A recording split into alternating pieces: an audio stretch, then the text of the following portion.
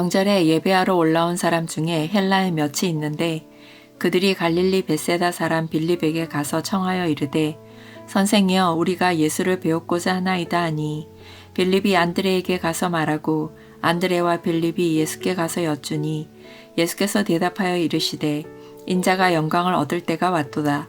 내가 진실로 진실로 너희에게 이르노니 한 알의 밀이 땅에 떨어져 죽지 아니하면 한 알 그대로 있고 죽으면 많은 열매를 맺느니라. 자기의 생명을 사랑하는 자는 잃어버릴 것이요 이 세상에서 자기의 생명을 미워하는 자는 영생하도록 보존하리라. 사람이 나를 섬기려면 나를 따르라. 나 있는 곳에 나를 섬기는 자도 거기 있으리니 사람이 나를 섬기면 내 아버지께서 그를 귀히 여기시리라. 지금 내 마음이 괴로우니 무슨 말을 하리요. 아버지여 나를 구원하여 이때를 면하게 하여 주옵소서. 그러나 내가 이를 위하여 이때에 왔나이다. 아버지여 아버지의 이름을 영광스럽게 하옵소서 하시니 이에 하늘에서 소리가 나서 이르되 내가 이미 영광스럽게 하였고 또다시 영광스럽게 하리라 하시니 곁에 서서 들은 무리는 천둥이 울었다고도 하며 또 어떤 이들은 천사가 그에게 말하였다고도 하니 예수께서 대답하여 이르시되 이 소리가 난 것은 나를 위한 것이 아니요 너희를 위한 것이니라. 이제 이 세상에 대한 심판이 이르렀으니 이 세상의 임금이 쫓겨나리라. 내가 땅에서 들리면 모든 사람을 내게로 이끌겠노라 하시니 이렇게 말씀하심은 자기가 어떠한 죽음으로 죽을 것을 보이심이로라.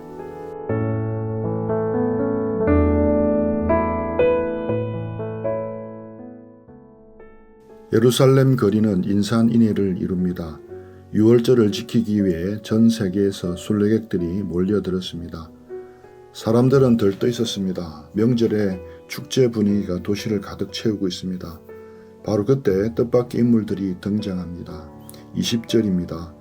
헬라인 몇 명이 찾아왔습니다. 그들은 이방인입니다.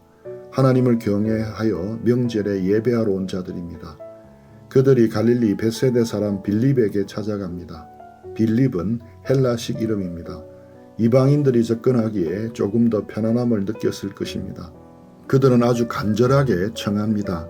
선생이여 우리가 예수를 배우고자 하나이다. 단순한 호기심이 아닙니다. 구원을 향한 갈망입니다. 참된 진리를 찾고자 하는 목마름입니다. 빌립은 혼자 결정하지 못합니다. 안드레에게 가서 말합니다. 두 제자가 함께 예수님께 나아가 이 소식을 전합니다. 주님, 헬라인들이 주님을 뵙기를 원합니다. 잃어버린 영혼들을 늘 사랑으로 품으셨던 예수님이 당장 버선발로 나가 그들을 맞이하실 것만 같습니다. 하지만 주님의 반응은 완전히 예상을 빗나갑니다. 주님은 헬라인들을 만나 주셨다는 기록이 없습니다. 대신 아주 심오하고 엄숙한 선언을 하십니다. 23절 예수께서 대답하여 이르시되 인자가 영광을 얻을 때가 왔도다. 요한복음에서는 때라는 단어가 특별합니다.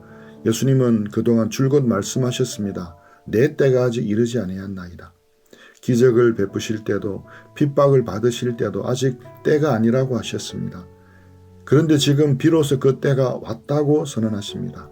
무엇이 그 때를 앞당겼습니까? 바로 헬라인들의 방문입니다. 이방인들이 주님을 찾아온 사건이 거대한 신호탄이 되었습니다. 유대교의 좁은 담장이 무너지는 순간입니다. 이스라엘이라는 민족적 경계를 넘어 온 세상으로 복음이 뻗어나갈 영광의 시간입니다. 열방이 참된 구세주를 향해 나아오기 시작한 것입니다. 하지만 이 영광스러운 구원 역사는 그저 주어지지 않습니다. 엄청난 대가가 치러져야 합니다. 24절 내가 진실로 진실로 너희에게 이르노니 한 알의 밀이 땅에 떨어져 죽지 아니하면 한 알 그대로 있고 죽으면 많은 열매를 맺느니라. 농사의 이치이며 너무나도 평범하고 당연한 자연 법칙입니다. 하지만 이 짧은 문장 안에서 기독교 복음의 가장 위대하고 심오한 핵심이 담겨 있습니다. 예수님은 단순히 이 땅에 위대한 도덕 교사로 오신 것이 아닙니다. 훌륭하고 선한 삶의 모범을 보여주러 오신 분도 아닙니다. 만약 예수님께서 이 땅에 선한 일만 하시다가 하늘로 그냥 올라가셨다면 어떻게 되었겠습니까? 한 알 그대로 있는 것입니다. 아무런 생명의 열매도 맺지 못합니다. 우리를 포함한 그 어떤 인간도 결코 구원받을 수가 없습니다. 죄의 삭은 사망이기 때문입니다. 생명을 잉태하기 위해서는 반드시 누군가의 피 흘림이 필요합니다. 그래서 거룩하신 하나님의 아들이 친히 썩어지는 미랄이 되셔야만 합니다. 십자가라는 차가운 땅에 떨어지셔야 합니다. 살이 찢기고 피를 쏟으며 철저히 짓이겨져야 합니다. 완전히 죽어 무덤에 묻히셔야 합니다. 그래야만 수많은 영혼을 사망에서 건져낼 수가 있습니다. 주님은 지금 자신의 처절한 십자가 죽음을 한 알의 미랄로 비유하고 계신 것입니다.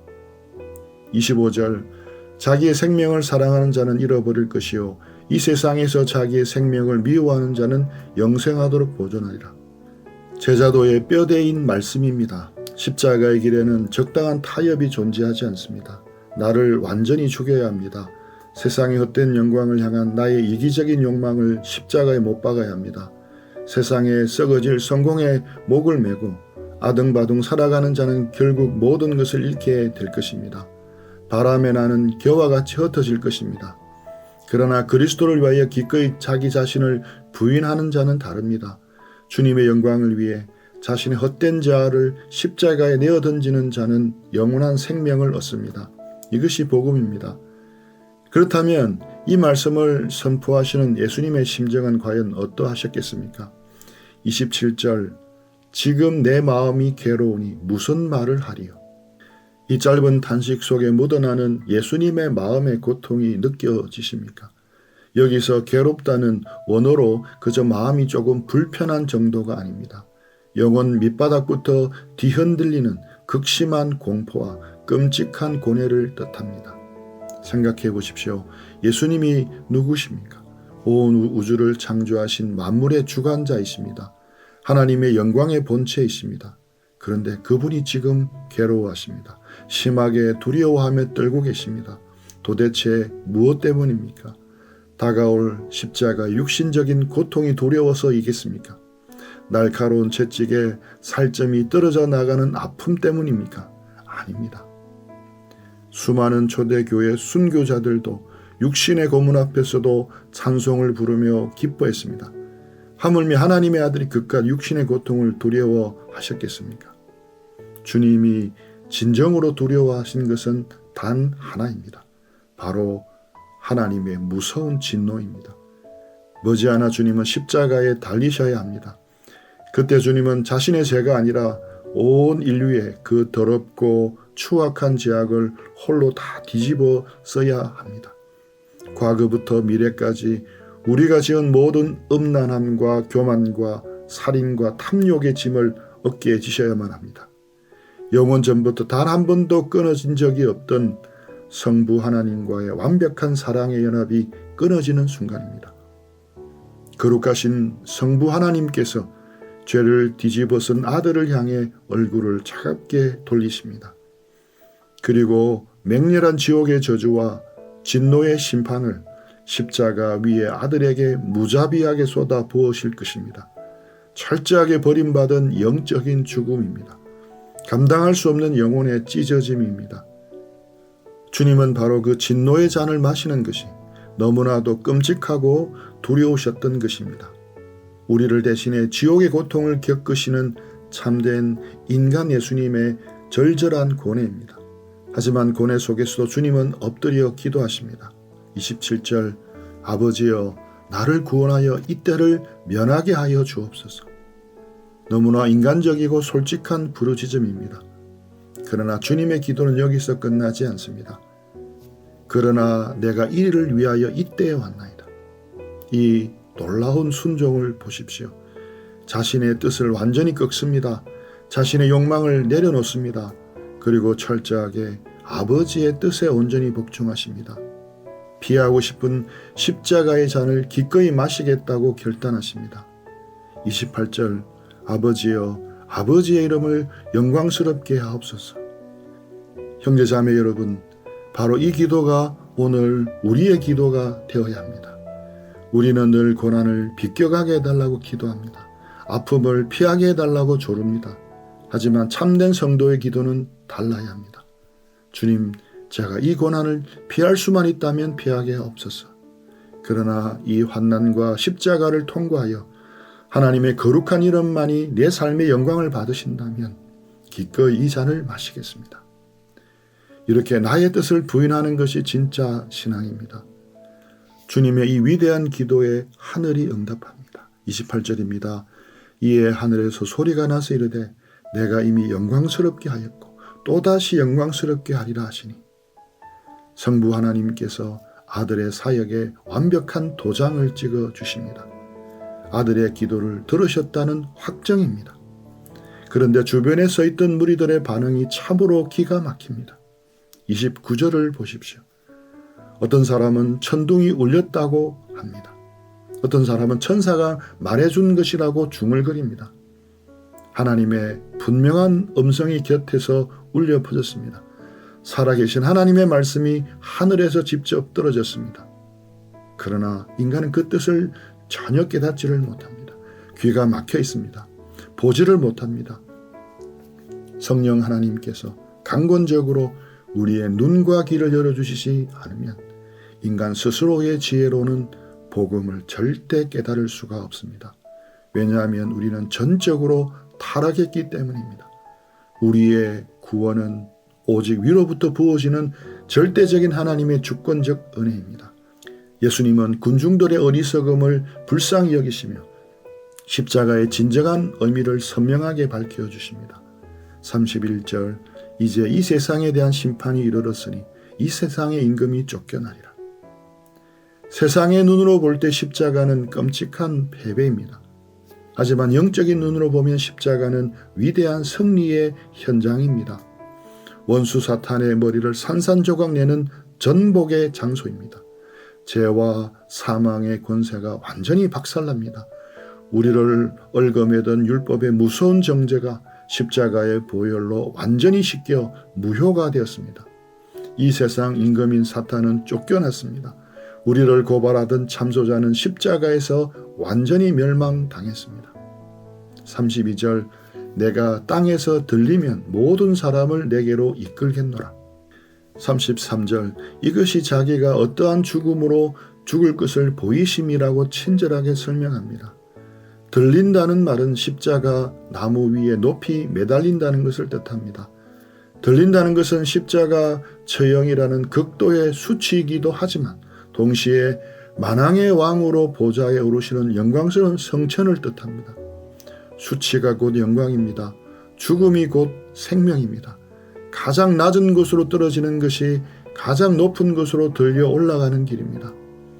십자가에 높이 달리신 구세주께서 세상 모든 민족 가운데서 자기 백성을 품으로 이끄십니다. 여기서 이끈다는 단어를 명심하십시오. 단순한 초대가 아닙니다. 거부할 수 없는 하나님의 강력한 주권적 견인입니다. 창세 전에 택하신 하나님의 백성들은 반드시 그리스도의 십자가의 은혜 안으로 빨려 들어오게 되어 있습니다. 단 한 명의 영혼도 잃어버리지 않고 주님은 끝까지 책임지고 구원해 내십니다. 이 말씀으로 우리의 삶을 돌아보기를 원합니다. 우리는 도대체 어떻게 신앙생활을 하고 있습니까? 주님은 우리를 살리려고 한 알의 밀알이 되어 철저히 썩어지셨습니다. 십자가에서 모든 물과 피를 쏟아 주셨습니다. 그런데 정작 은혜로 구원받았다고 하면서 우리는 죽기보다 너무 살려고 발부둥치고 있지는 않습니까? 내 자존심에 조금만 금이 가도 견디지 못합니다. 내 수고가 인정받지 못하면 너무 쉽게 실망합니다. 내 이름이 높여지지 않으면 때론 분노하기도 합니다. 은근히 남들에게 인정받으려고 애쓰며 살아갑니다. 이런 삶이 바로 철저히 썩지 않으려고 노력하는 삶이라 할 수 있습니다. 기독교의 이름으로 세상의 번영과 헛된 복만을 쫓아가는 것은 가짜 복음입니다. 내가 철저히 죽어 썩어져야만 그곳에 부활의 생명이 피어납니다. 내가 십자가에서 예수님과 함께 죽어야 내 가정이 살고 우리 교회가 살고 이 조국이 살아납니다. 죽어야 삽니다. 이것이 복음입니다. 오늘 하루 우리 자신이 죽어야 할 부분이 무엇인지 깨어 돌아보았으면 합니다. 그리고 우리 모두의 인생이 그리스도의 남은 고난을 채우는 제자의 길을 가기를 축복합니다. 하늘의 밀알로 땅에 떨어져 영광스러운 생명의 열매를 주렁주렁 맺는 그런 삶을 살기를 축복합니다. 우리 들은 말씀 가지고 기도하고 묵상하며 주님과 교제하는 시간 가지겠습니다.